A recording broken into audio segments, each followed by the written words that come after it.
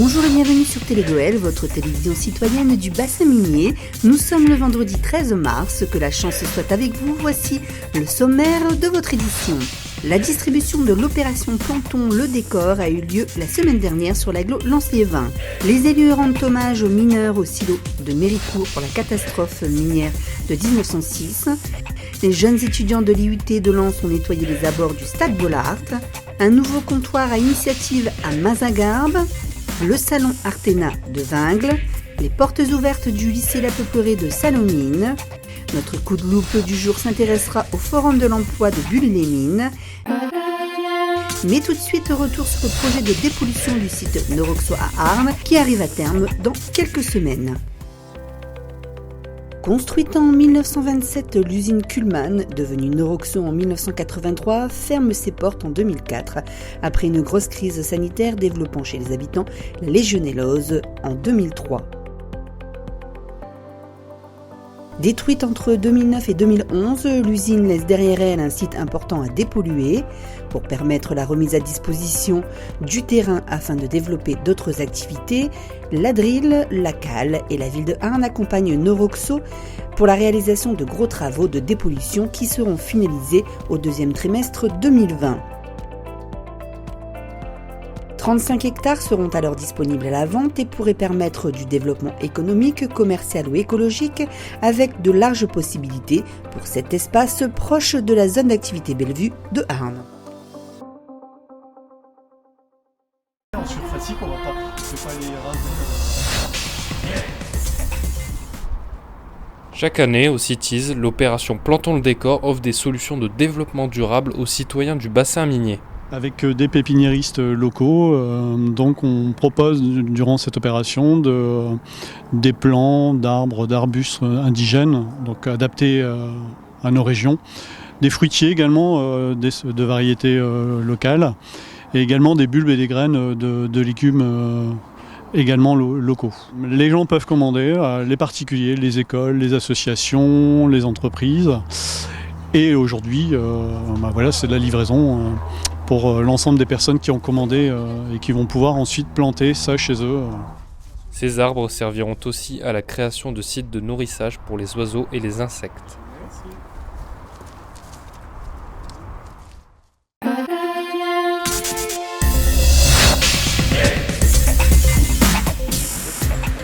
Il est important de perpétuer la mémoire des victimes des nombreuses catastrophes.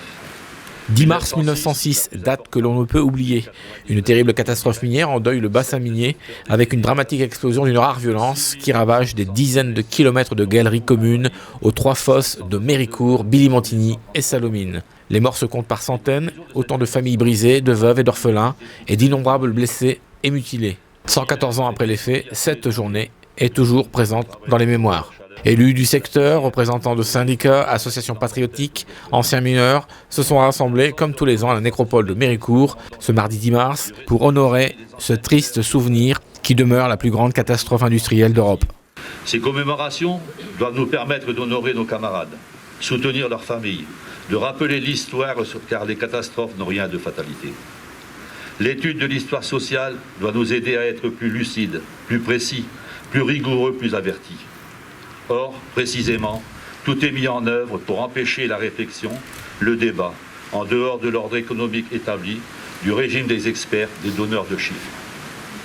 Face à l'obscurantisme de la plupart des médias de plus en plus concentrés dans les mains des dirigeants du CAC 40, appelons les choses par leur nom. Quel que soit le nom qu'on lui donne, la lutte des classes est bien une réalité.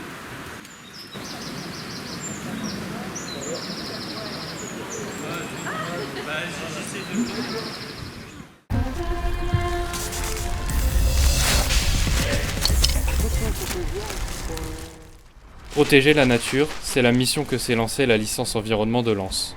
Ils étaient une trentaine à ramasser des déchets autour du stade Bollaert d'Éléis. Des plastiques, des mégots, des bouteilles d'alcool et pas que.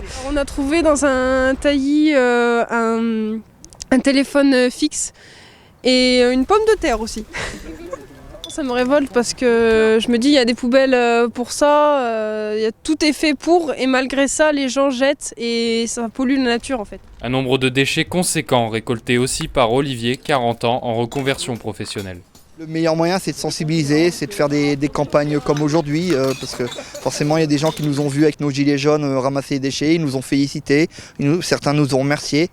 Bon, on espère qu'avec des actions comme ça, les personnes seront sensibilisées et qu'au fur et à mesure, ils comprendront. Je suis venu ici pour me recycler professionnellement. Techniquement, je n'étais pas venu pour me faire des amis, et je vais repartir avec un nouveau métier et des amis.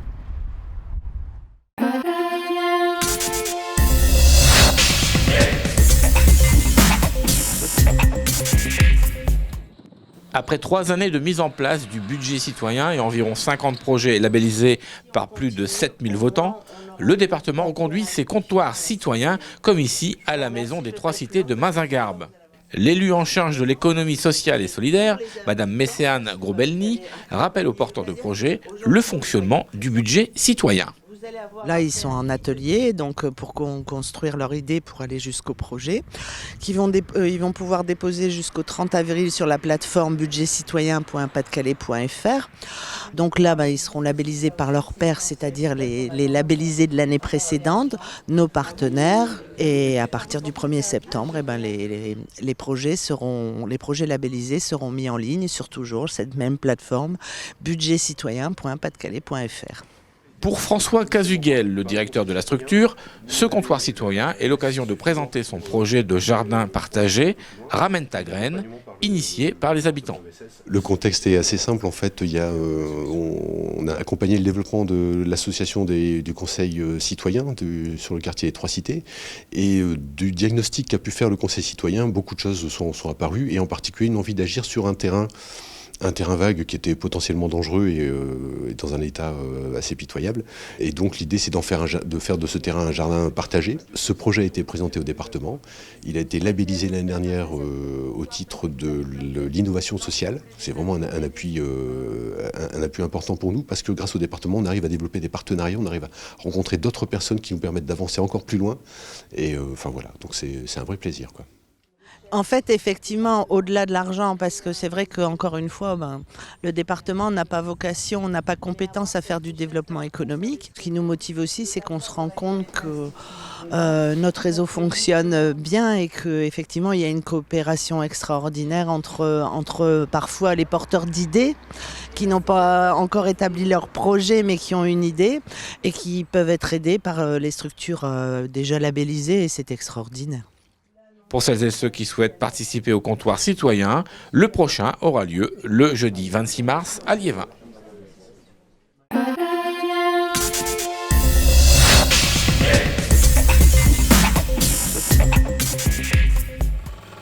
Le week-end dernier à Vingles se déroulait la 8e édition du salon Artena, le salon de l'artisanat, du terroir et de la nature.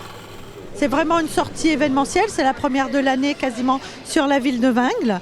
Depuis 8 ans, une grosse évolution. Nous avons commencé avec une petite salle. Nous avions 500 visiteurs. Nous sommes maintenant à 2 très grandes salles de complexes sportifs et nous sommes passés à 4000 visiteurs. Donc vous pouvez découvrir les produits du terroir avec nos agriculteurs, nos cultivateurs, tous les producteurs vraiment de la région.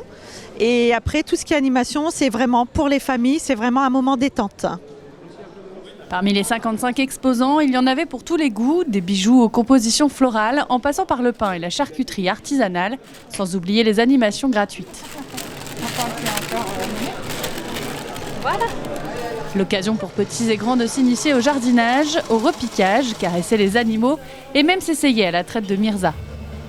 Ici, on est sur un atelier lait où on va initier les enfants et les grands à la traite de la chèvre.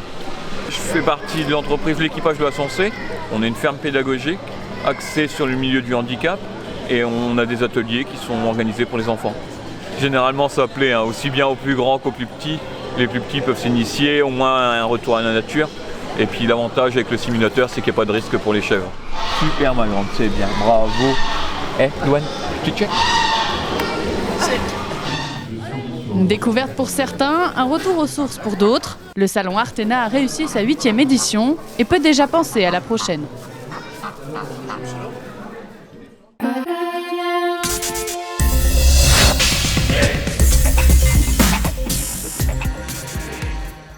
C'est ce vendredi 6 février que s'est tenue la journée porte ouverte du lycée La Peuplerée de Salomine.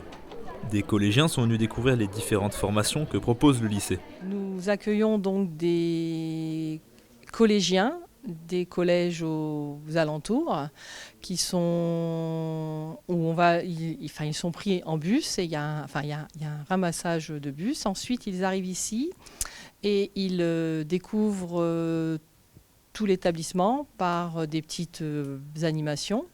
Donc ils vont au pôle en logistique, au pôle commerce, au pôle électricité. Et ils passent aussi par le CDI, la salle de sport, la maison des lycéens. Les formations ont été expliquées à travers différents ateliers. Atelier cuisine, logistique, commerce, mais aussi atelier électricité. Donc ici, nous faisons essentiellement découvrir la section MELEC, métier d'électrotechnique et de ses environnements connectés, surtout aux élèves de collège. Mon rôle aujourd'hui, c'est de faire découvrir aux collégiens tous nos équipements connectés et nos installations électriques. Alors nous avons des installations, ce qu'on appelle de base, c'est-à-dire le bâtiment et câblage électrique bâtiment, et bien sûr aussi industriel. Et nous rendons nos systèmes le plus possible ou communicants ou connectés. Le lycée La Peuplerée de Salomine accueille près de 400 élèves chaque année dans ses formations professionnelles.